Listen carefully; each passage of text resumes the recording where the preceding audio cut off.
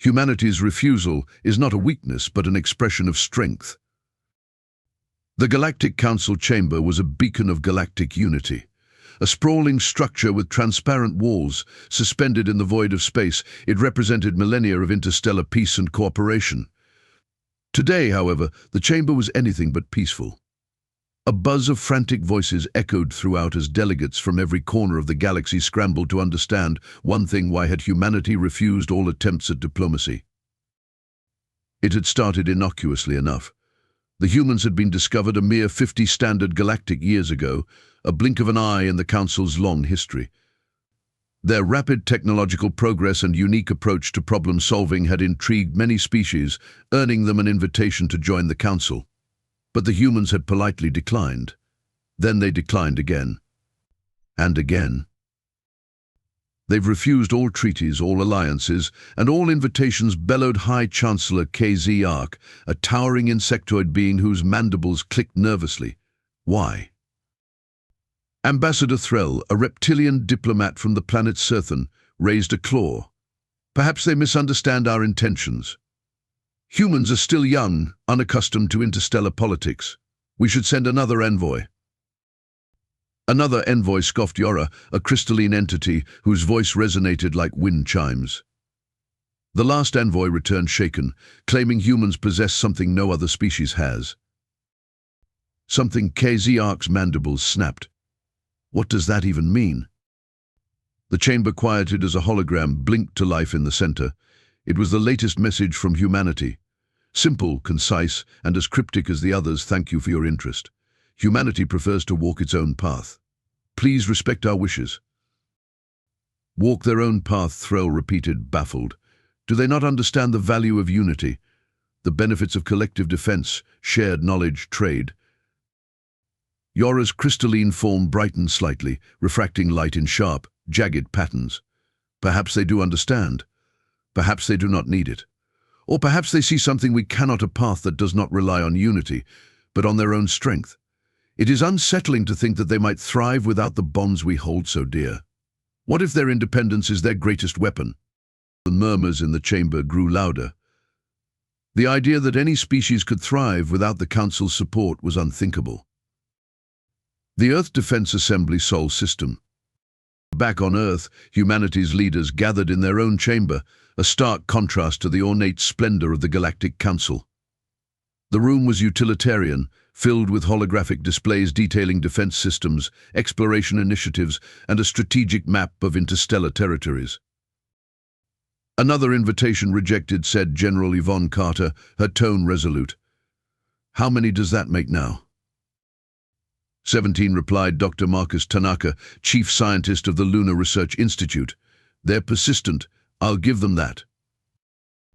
They're more than persistent, said Director Amina Rao of Earth's Intelligence Division. They're suspicious. And they should be. You're suggesting their council's interest isn't benign? Carter asked. I'm suggesting that no species achieves dominance without understanding leverage, Rao replied. Their offers of unity sound generous, but they're a trap. Trap or not, Tanaka interjected. We can't ignore the possibility that the Council could see us as a threat. Carter crossed her arms. Then let them. Humanity's strength is its independence. We don't need their trade routes, their technology, or their alliances. What we've built ourselves. Rao smirked. And if they try to force us into compliance? Carter's eyes hardened. Then they'll learn why we've refused their offers. The test. The test. Weeks later, a massive Council fleet appeared at the edge of the Sol system. The Armada was a breathtaking spectacle of galactic engineering, crescent-shaped frigates with shimmering energy shields, towering dreadnoughts bristling with weapons, and swift corvettes weaving between them like schools of fish. It was a display of power meant to cow any opposition. This fleet had crushed rebellions with overwhelming firepower, turning defiant worlds into desolate wastelands.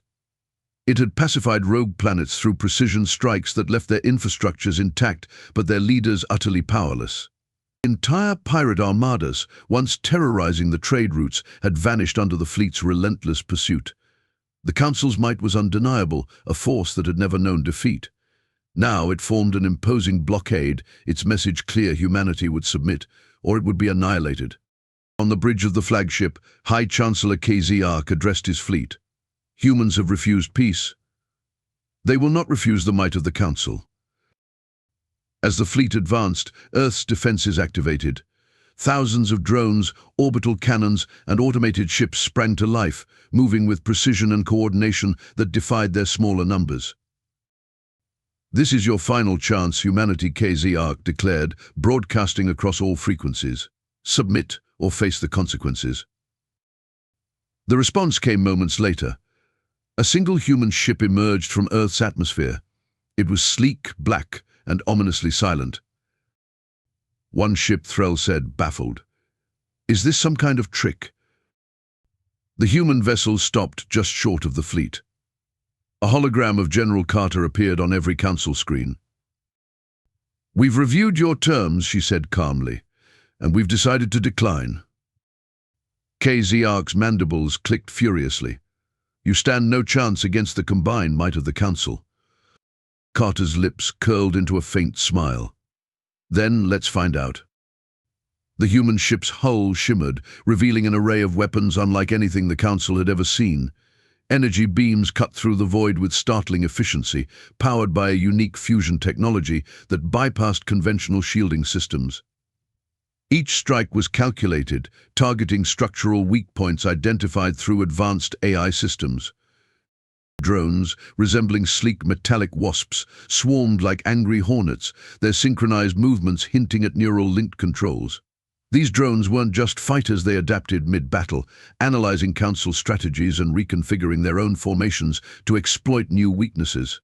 The precision and fluidity of the attack left the Council fleet scrambling, their tactics rendered obsolete within moments.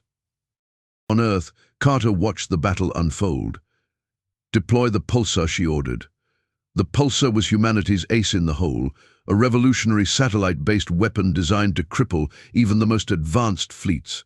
Harnessing a unique energy pulse generated by quantum entanglement, the device could disrupt communication networks and render shields useless within seconds. It was a testament to humanity's ingenuity, a system created not for conquest, but for survival in a galaxy where brute strength often dictated terms. In orbit, a massive satellite activated. A burst of energy erupted, disabling the Council's communications and shields in an instant. KZark's voice crackled over a failing channel. This is impossible. No species could advance this quickly." His mandibles twitched uncontrollably as he struggled to comprehend the human strategy. How had they concealed such power? He thought of the centuries the Council had spent consolidating power, only to be undone in mere moments.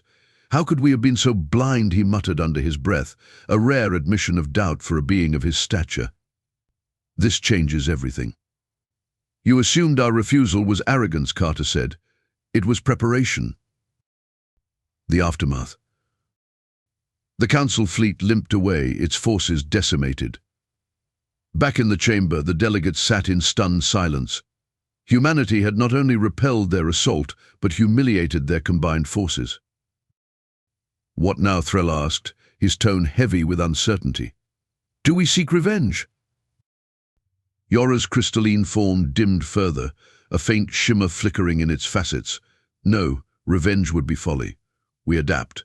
Humanity's strength lies in its unpredictability." "Unpredictability," Threll interjected, "or madness? What species rejects unity with such vehemence?" "Perhaps their madness is their strength," Yora countered, her crystalline form dimming. "But it is not just madness, it is resolve. They have mastered independence in a way that defies everything we hold true." "And if they become a threat?" another delegate questioned, their tone sharp with apprehension. "Do we wait for them to grow stronger, or do we act now?" "Act how," Yora replied, her voice resonating like shattered glass. "The fleet was our greatest show of strength, and they dismantled it as if it were nothing. We must adapt, as I said, not through strength alone, but through understanding. If they thrive without us, then perhaps it is we who must learn from them. To challenge them again, without understanding the depth of their capabilities, would be suicidal." High Chancellor KZark slumped in his seat, his mandibles clicking weakly. Humanity is not a species to be invited, it is one to be feared. But we cannot afford to ignore them either. Their independence is a threat to our unity. Threll glanced around the chamber, noting the uneasy murmurs spreading among the delegates. Then what do we do? They've demonstrated they don't need us.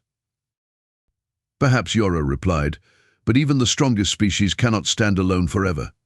Time and isolation can erode even the mightiest.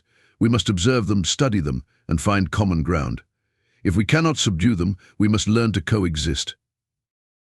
Across the galaxy, the message was clear: humanity's refusal wasn't weakness. It was a declaration of strength and a stark reminder to the Galactic Council this young species was a force that could not be underestimated or controlled.